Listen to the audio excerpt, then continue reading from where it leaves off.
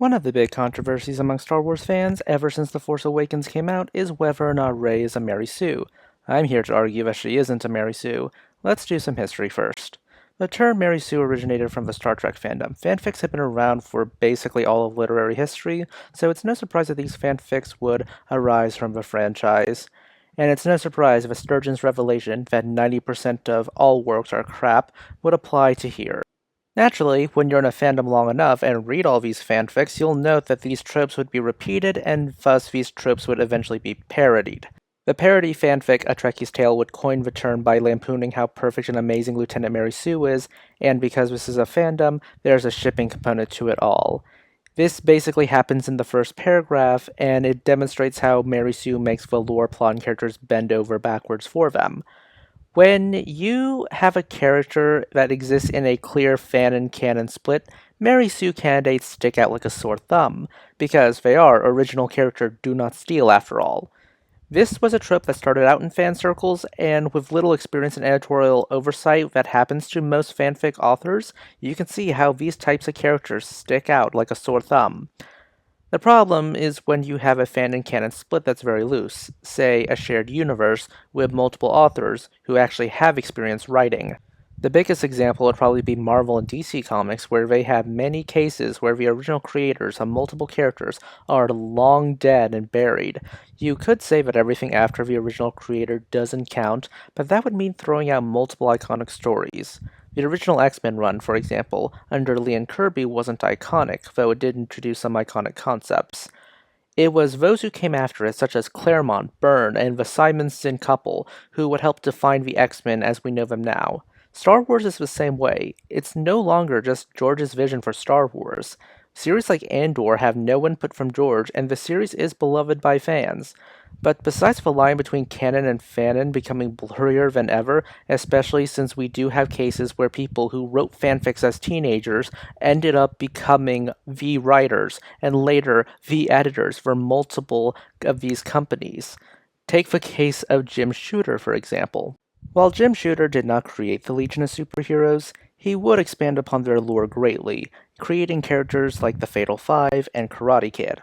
He was 13 when he started writing for DC, and made a bunch of these characters when he was a teenager. He would later go on to be the editor who argued that Jean should be killed off in the Dark Phoenix saga for committing cosmic genocide. In the era of shared universes, I think you can see how blurred the line between fanon and canon really is when it comes to people growing up and making their fanfics canon. Ahem, Jeff Johns. So if you can't isolate a Mary Sue to just the realm of fanon, what even is a Mary Sue? Well, those of you in the YouTube comment section will probably parrot the TV trope's definition, the idealized version of the author, the exotically beautiful, the doesn't have any flaws that are relevant to the actual plot. I want to pay attention to this specific last sentence. This is where we get fights between fans whether Rey's character flaws are meaningful to the plot or not.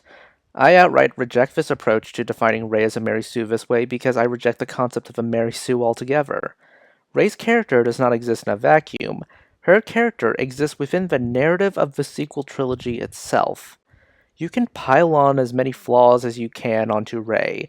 In fact, there's a Mary Sue trope called the Anti-Sue for that purpose. It's how flexible this definition is. Stacking up flaws on her like you're trying to press Giles Corey from the Crucible won't change much because the narrative is fundamentally flawed.